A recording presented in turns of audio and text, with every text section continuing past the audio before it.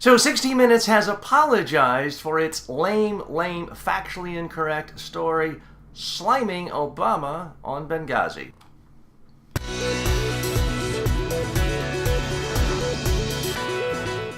Folks, this is a profoundly depressing state of affairs. There are days when I get up and I think the organization Media Matters is the only thing holding this democracy together. Of course, we have a rabid right-wing extremist media that is intent on pushing the Republican conservative propaganda line, the Fox News channels, the Drudges, the Rush Limbaughs. But increasingly, we're seeing people that are positioned as so-called mainstream media, even called liberal media, saying, you know what, we want to avoid criticism from the Brent Bozels of the world. We want to avoid criticism from Rush Limbaugh. So why don't we do stories that fit their narrative? This narrative that somehow Barack Obama is this sort of evil, anti-American guy colonialist, who basically hates Americans and sort of wants soldiers to die. I mean, I don't know how else you do a story on Benghazi without that being kind of your starting assumption and end up with the garbage, the filth, the trash that is put out by CBS and all the other media outlets on this phony Benghazi story. Refresher, folks. Americans are killed all the time all over the world. Even not taking into account 9/11 and the more than 2,000 Americans killed on U.S. soil, while George Bush was president, some 60 Americans were killed on U.S. embassies, bases around the world. No single Democrat said, aha, Bush secretly did everything he could to make those Americans get killed. There wasn't this kind of vicious, nasty cheap shot, this attempt to create something out of nothing, this attempt to create phony scandal. And yet that is what we see with Obama. Every single thing. Folks, it's getting to the point where it's kind of like trying to play a basketball game. And I know politics and government, world affairs are not a game, but I just don't know how to describe it. It's kind of like playing a basketball game. Your defense, the other team's coming, and sometimes they shoot and get a basket, sometimes they don't. But when you get the ball and you go down to your end of the court, the other team just tears down the hoop, and they make it impossible for you to score. I mean, that's basically what's happening in our democracy now. The Republicans, the conservatives, the Tea Party, their allies in the media, have created a system whereby any Democrat is just declared a loser. Every Democrat is declared a defunct government. Every Democratic idea is declared ipso facto false, phony, irrelevant, beyond the pale. Now, Clinton was tough enough to withstand this, but it certainly did truncate his presidency, shall we say.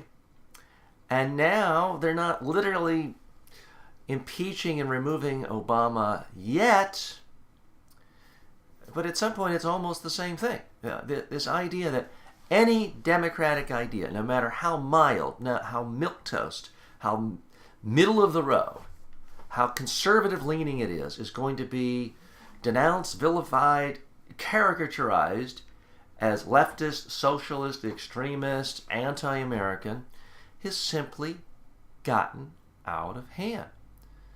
Something has to change, ladies and gentlemen, or our democracy is simply not going to function.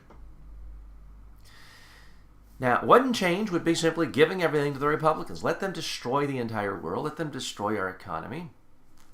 And perhaps thoroughly discredit their notions once and for all. Another way of doing this would be kicking out the Republicans from Congress, having a Democratic-controlled Congress, a Democratic-controlled Senate, get rid of the filibuster nonsense, and have a Democratic president, and then just then relegate all these right-wingers to the world of aspiring talk show hosts, which is really what Ted Cruz is. One of those two things needs to happen, because this idea now that we're going to have 1 million more votes a year for Democrats for Congress than Republicans, that we're going to elect a Democratic Senate, that we're going to elect a Democratic president, and the president can't get anything done. That, my friends, is not democracy. That is just not going to stand. That there's something profoundly sick, disgusting, and perverted about that. Now, in other media-related news, Time magazine is getting all beaten up for having a little fun on their cover with Christie, the elephant in the room. And the good folks over at The Daily Show just reamed Time magazine. I think Time magazine is getting an unfair hit. First of all, kudos to Time magazine for getting anyone to even talk about Time magazine, because it's been a while.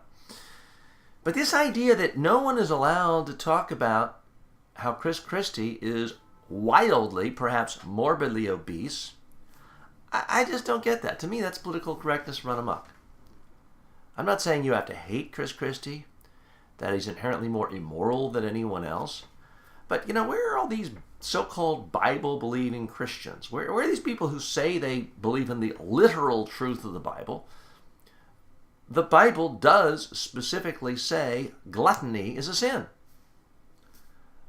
Now, I think if a Democratic president were running around performing abortions and having a gay affair, conservatives would certainly be pointing that out, saying this person is immoral, Christians can't support him. I'm just curious, why can't so-called conservative Christians who say they believe in the Bible point out that Christie sure seems like he's committing the sin of gluttony? I'm just curious. I'm just asking questions. I think Time magazine's cover was fantastic, appropriate, and not below the belt, even a very, very large belt.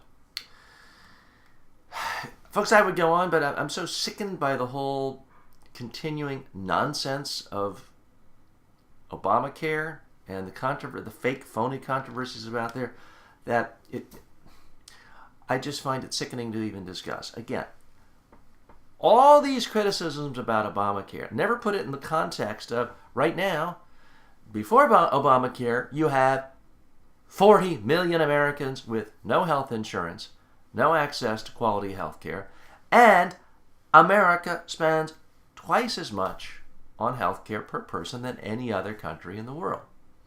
Now, if reporters were honest and did their job and cared at all about accuracy, they would start every single story with that. So then when you say, oh, this website didn't work perfectly one day, you could see it in context. And if you see, oh, this one, millionaire talk show host saw his insurance rates go up a few $100s, it would be seen in context. But that's not what we're seeing. We're seeing utter nonsense promoted by right-wing extremists who just hate the idea of average Americans having decent health care. And it is utterly sickening and disgusting for people, to have those views, but for so-called mainstream media people to be pushing pure party line propaganda is utterly contemptible. I'm TJ Walker. Post your comments. Thanks for watching.